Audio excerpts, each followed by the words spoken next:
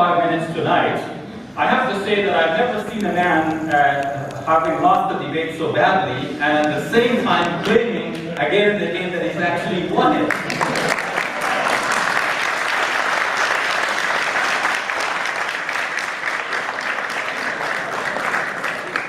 James said I lost the debate when I said that Paul took the Old Testament about Jehovah and made that refer to Jesus. And he's saying that, well, perhaps other monotheists might have done the same thing as well. But we don't know that Paul was a strict monotheist except by his own testimony.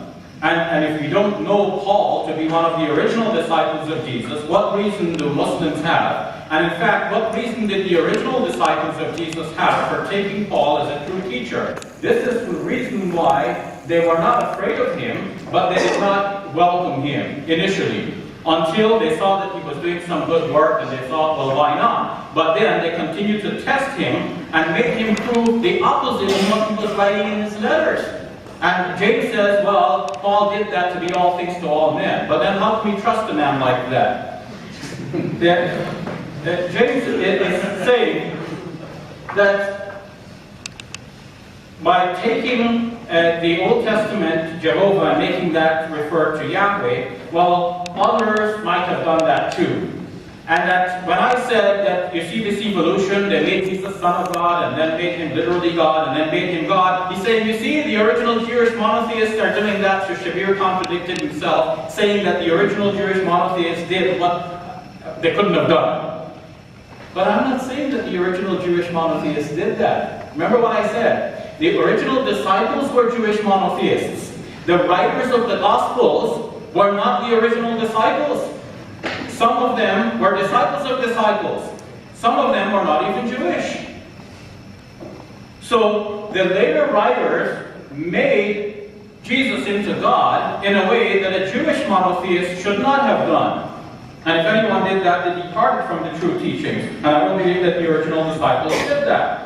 Why do I reject the authorship of 2 Peter? Not because it says it's God, that Jesus is God.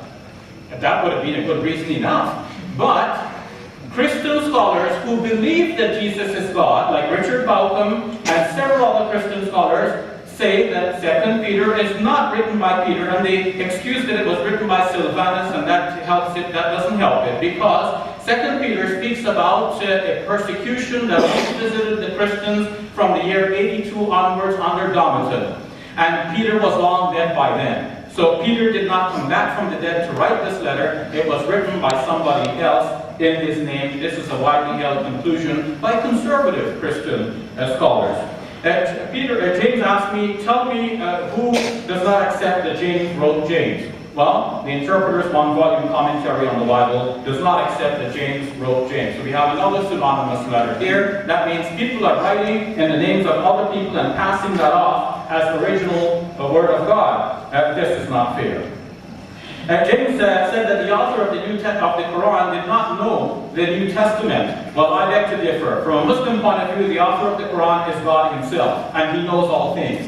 But even if you take the author of the Quran to be the Prophet Muhammad as a human being, it is interesting that we find in the Quran details which show a very intimate knowledge of the New Testament. For example, when the Quran denies that Jesus died on the cross, this is referring to the fact that in the earliest gospel, Mark's gospel, there was some doubt as to whether Jesus actually died on the cross. Because crucifixion usually took a couple of days to kill a person. Jesus was on the cross only for a few hours, and Pilate marveled that he could have died so soon. There is doubt as to whether Jesus had actually died on the cross in Mark's gospel. Finally, we look at Mark's gospel and we don't take everything in it to be the original truth, even though Mark is early. And James has not shown the historical sense to try and peel back to what was there before Mark. Yes, if Jesus is shown to be like this in Mark, like this in Matthew and Luke, and then going through the roof in John, we can see where it all started with a human being that was there before Mark. That is the human being that we should believe in as a servant and messenger, the Messiah of God, but not